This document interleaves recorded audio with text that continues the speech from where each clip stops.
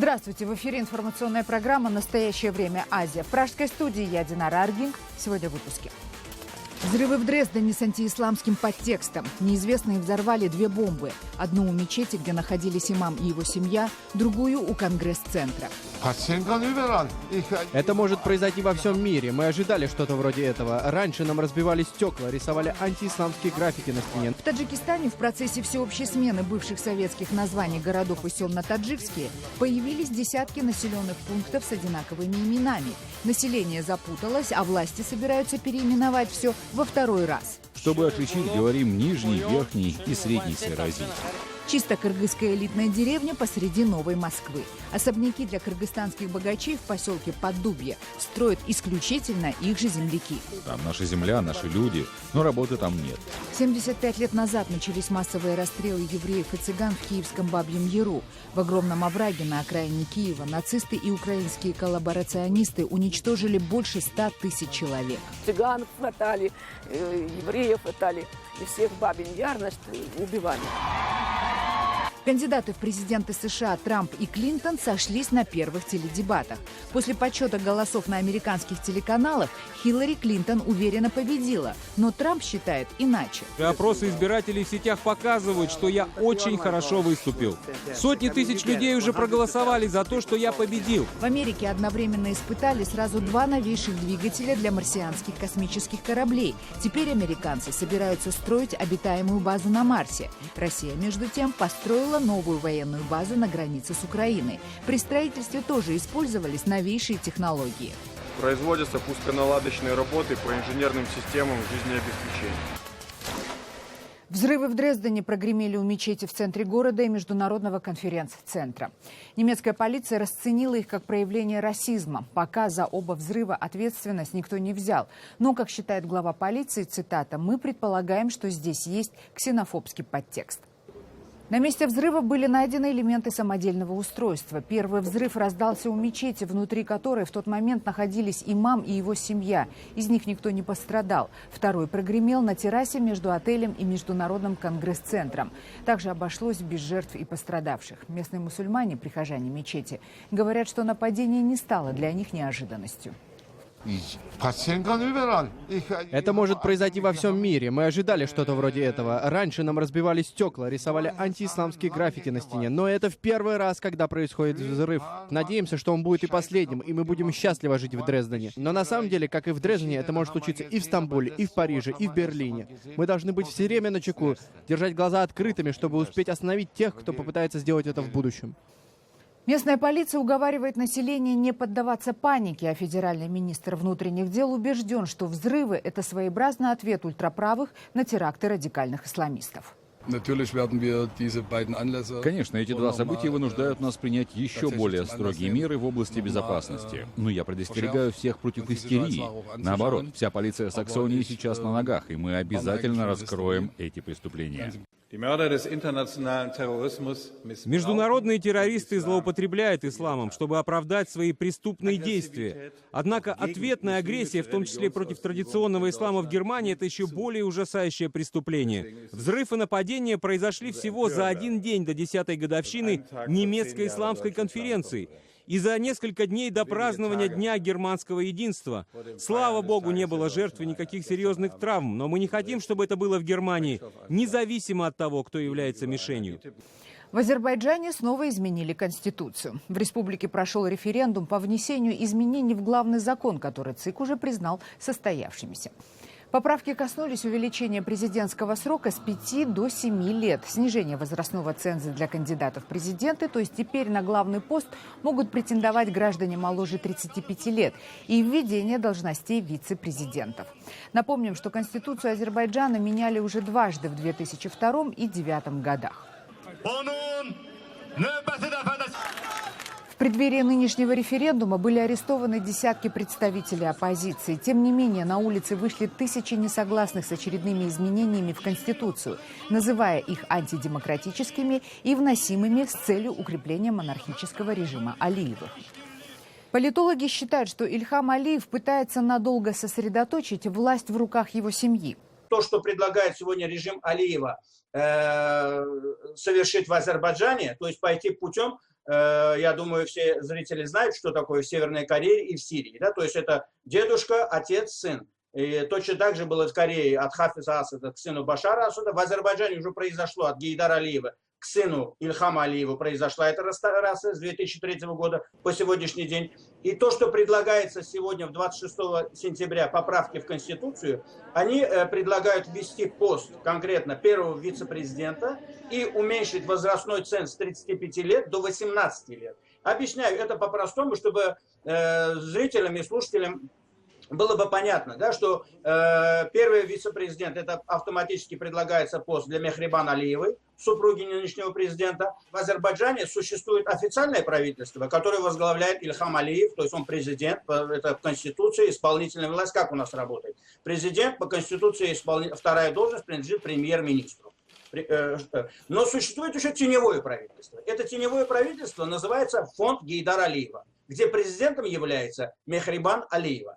И этот теневой фонд, откуда проходят все 90% коррупционных денег, отмывания этих денег. И Мехрибан Алиева сегодня по всему миру летает. Она даже, к сожалению, имеет статус почетного посла ЮНЕСКО. Понимаете? И вот это все говорит о том, что и нынешнее правительство, и все те люди, которые входят сегодня в исполнительную власть, они одновременно работают с этим фондом Гейдара Алиева. И они прекрасно также работают с Ильхам. Поэтому она в курсе всего, все, что творится в Азербайджане. А 35 лет возраст до 18, это предлагается сделать для его сына, маленького Гейдара Алиева, которому сегодня только исполнилось 18 лет. Поэтому ему нужно несколько вариантов таких форс-мажорных, потому что движет режимом Алиева обычный настоящий страх за возможные последствия для огромного клана в случае какого-нибудь форс-мажора. Вы видите в регионе, что творится, и вполне возможно какая-то форс-мажорная ситуация, и они не хотели бы повторять судьбу режимов Каддафи, режима Саддама Хусейна, естественно, не только для себя, но и для многочисленных своих родственников, для своего клана. Выходцы из Кыргызстана заселяют российское Подмосковье. В пригородах Москвы появляются деревни, которые скоро начнут обживать состоятельные кыргызстанцы. Их дома строят исключительно соотечественники. Наш корреспондент Джибек Бигалеева побывала в чисто кыргызском поселке Поддубье в Новой Москве. Сразу за Милашкино, примерно в 30 километрах от Москвы, начинается Поддубье. Из сотен русских деревень, почти со сказочными названиями, это бросается в глаза сразу. И тюндюк-юрты на воротах, как на кыргызском флаге, и даже домашний скарб во дворе. Любому выходцу из Кыргызстана покажутся родными. Здесь хозяев нет, но зато по казану можно с уверенностью сказать, что здесь живут кыргызы. Из официально зарегистрированных здесь жителей едва ли не половина кыргызы. Большинство из них в дома еще не заехали. Их будущие особняки пока не готовы. Когда закончите стройку? Через месяц закончим. Строят дома кыргызов их же земляки. На всю округу ни одного славянского лица, но ощущения родины, говорят гастарбайтеры, даже здесь у них все равно нет. Если бы у нас была такая же работа, разве я бы не вернулся в Кыргызстан? Там наша земля, наши люди, но работы там нет. Не знаю, когда в Кыргызстане станет лучше. Думаю, пока наши политики, депутаты и большие чиновники не задумаются о народе, мы так и будем жить. В Россию, говорит Надырбек, так же, как ребята из его бригады, он приехал после развала Советского Союза. Их истории все как под копирку, одинаковы. Колхоз развалился, работавший там бухгалтером Надырбек заделался челноком, когда бизнес не заладился, пришлось идти на стройку. Мы все умеем делать. С гипсокартоном работаем, полы стелим, отделку, евроремонт. Нас 3 человека. Я сам из Аксы, Жалалабадская область. Здесь же через дорогу двухэтажный дом строит врач из Кыргызстана. Хозяин живет и работает в Москве. До Нового года, обещают строители, заказчик успеет справить новоселье. Чем раньше мы закончим, тем лучше для нас самих, потому что наступят холода. Сейчас уже стало холоднее, теплее уже не станет. По словам Каныбека, трудовые мигранты из других стран Средней Азии оставаться здесь навсегда не собираются. Зато кыргызов, говорит строитель, оседающих в российских городах и селах, теперь становится все больше. Джибек Бигалеева, Азат Антумаков. Настоящее время. Москва, Россия. После спешной смены бывших советских названий многих городов и сел Таджикистана на таджикские, в республике появились десятки одноименных населенных пунктов. Теперь Комитет по языку и терминологии республики заявляет об очередной волне переименований. Наш корреспондент Анушер Ванарипов с подробностями. У нас в районе Хазратима Воно 2 села Новобод. Одно называем Новые земли, второе неподалеку земли Сатора. Поэтому всегда уточняем, какой Новобод, земли Бабаи Абдурахмон или Сатора. У нас в Кулябе есть кишлаки Сайрази. Чтобы отличить, говорим нижний, верхний и средний Сайрази. Также есть кишлаки Пушин. Местные называют их верхний, нижний и средний. Таджикистан, который избавляется от своего советского прошлого, захлестнула волна переименований городов, сел и районов. Также переименовывают населенные пункты, в названиях которых есть заимствованные из других языков слова. Поспешность в этом деле привела к появлению одноименных кишлаков. Исследования показали, что в кишлаках, селах, районах и областях и вообще по стране много повторяющихся названий, что не отвечает национальным ценностям и культурным особенностям страны. Этот вопрос надо решить. Комитет по языку и терминологии Таджикистана провел исследование, чтобы выявить, сколько таких населенных пунктов. Цифры удивили и самих чиновников. Так, в стране сегодня 44 Новобода, 41 Гулистон, 31 Вахдат и 26 Бустонов. И это далеко не весь список. Например, районный центр Джамата с названием Ханака стал называться Самоном. Кальдарьон стал Шахристон. Метаньон, Файзабад. По словам чиновников, у большинства населенных пунктов есть свои древние таджикские названия, и именно их нужно возрождать, а не гнаться за модными сегодня Дусти, Дружба или Вахдатами, Единство. Те села и кишлаки, которые появились уже в советское и постсоветское время, предлагается переименовывать с учетом географических особенностей или называть в честь выращиваемых в той или иной местности сельхозкультур. Часть населенных пунктов с повторяющимися названиями опять будут переименованы. За счет каких средств это будет сделано и во сколько обойдется, пока неизвестно. Но вряд ли это пройдет быстро и безболезненно, так как многие жители страны называют свои населенные пункты и улицу по-старому, до сих пор не привыкнув к переименованиям. Да и сами новые названия не приживаются из-за отсутствия табличек на домах. Анушервон Арипов, Насим Исамов. Настоящее время. Таджикистан. Далее в программе. 75 лет назад начались массовые расстрелы евреев и цыган в киевском Бабьем Яру. В огромном овраге на окраине Киева нацисты и украинские коллаборационисты уничтожили больше 100 тысяч человек. Цыган хватали, евреев хватали, и всех в Бабин Яр, значит, убивали. Кандидаты в президенты США Трамп и Клинтон сошлись на первых теледебатах. После подсчета голосов на американских телеканалах Хиллари Клинтон уверенно победила, но Трамп считает иначе. Опросы избирателей в сетях показывают, что я очень хорошо выступил. Сотни тысяч людей уже проголосовали за то, что я победил. В Америке одновременно испытали сразу 2 новейших двигателя для марсианских космических кораблей. Теперь американцы собираются строить обитаемую базу на Марсе. Россия, между тем, построила новую военную базу на границе с Украиной. При строительстве тоже использовались новейшие технологии. Производятся пусконаладочные работы по инженерным системам жизнеобеспечения. На Украину на траурные мероприятия, посвященные 75-й годовщине трагедии Бабьего Яра, прибыли президенты Израиля, Германии, Венгрии и руководство Европейского Союза. Во время немецкой оккупации Киева в 1941 году овраг Бабий Яр стал местом массовых расстрелов евреев и советских военнопленных. Только за 2 дня, 29 и 30 сентября 1941 года, украинские коллаборационисты под руководством немцев расстреляли там почти 34 тысячи евреев. Всего в течение 2 лет в Бабьем Яру было расстреляно от 100 до 150 тысяч человек. Что сегодня знают жители Киева о трагедии Бабьего Яра? 21, кажется, сентября 1941 года там было расстреляно около, я не помню точную цифру, но около 100 тысяч вроде бы евреев. Айнзац-группой, карательными отрядами СС. Ой, боже, я ничего об этом не знаю, давайте я пойду дальше. Яр, который, всем в мире знаменит, что там расстреливали евреев. И не только евреев. Расстреливали многих. Что там было массовое захоронение, убийства евреев. В Бабьем Яру? Там евреев убивали немцы, например. Это факт. Сотни тысяч людей расстреляли просто. Ничего. Еврейских и всех людей. Знаю, что там было расстреляно много, причем это мирное население было, то есть и женщины, и дети. Уникальное место, будем говорить так, то есть место там, где были захоронены еврейские семьи, было очень много расстреляно, погребено и тому подобное. Скидывали людей, убивали. В основном евреев. Насколько я помню, было время Голодомора. Там погибло много людей. Но всех тонкостей не помню.